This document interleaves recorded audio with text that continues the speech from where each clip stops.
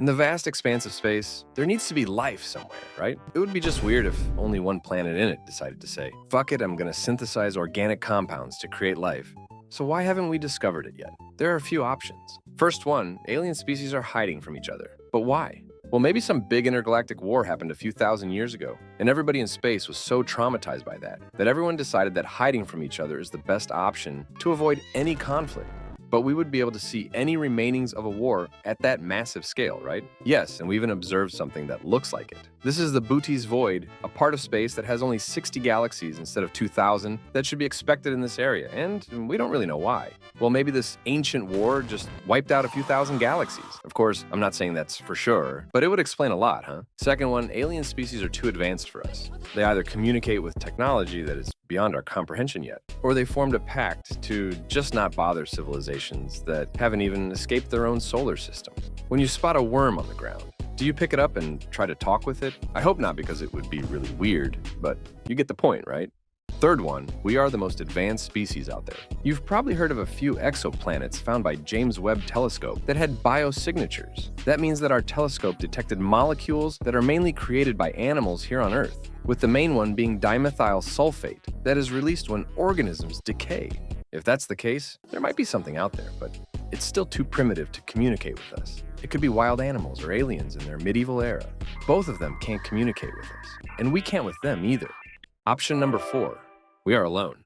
The most terrifying one. We are all alone in the universe. We will never meet another species and witness the end of the universe all by ourselves. If one big enough asteroid hit us today, any life in the universe would cease to exist forever. But let's be optimistic and not dwell on number 4. Let's say we found aliens in space. What would happen?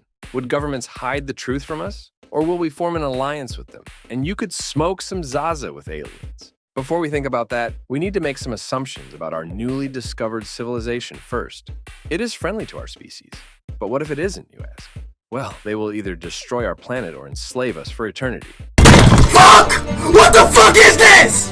I can't really elaborate on that scenario, and I need to make my video longer than 3 minutes. So let's stick to the friendly option. They are like 10 to 20 light years away, so we can interact with them more easily. And they have more advanced technology than us. What I mean by that is they can travel distance of 1 light year within 1 year so that meeting them in person is possible.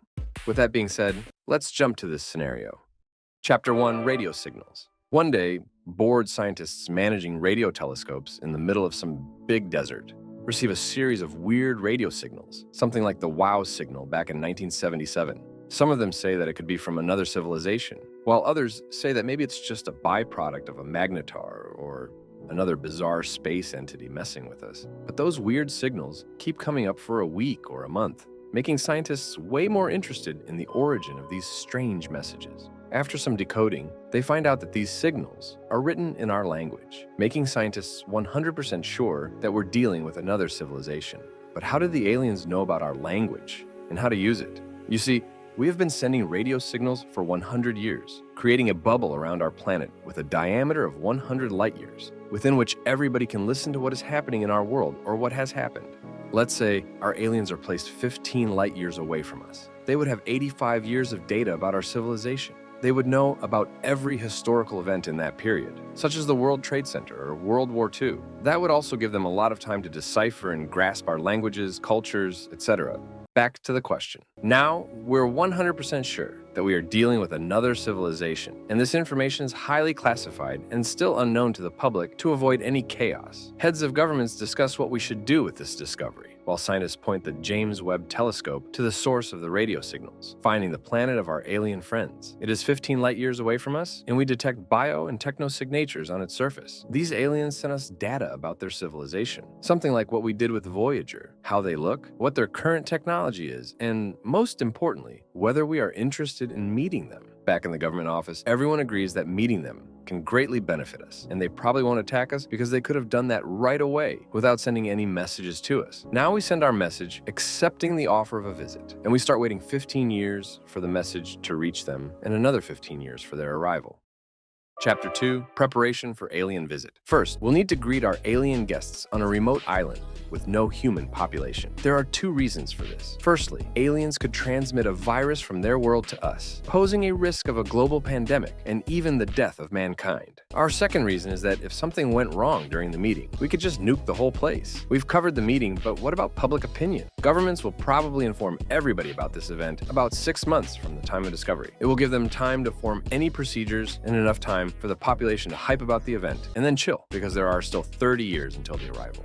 We will probably get bored after 1 year of the news about the same topic and just adapt to the new reality that we're not alone in space. This will cause a global debate. Should we form societies with alien species? Maybe we should stop broadcasting radio waves so that any hostile civilizations don't find us, and so on and so forth. Okay, so we've covered what these 30 years of waiting would look like. Let's jump to another chapter. Chapter 3, Arrival.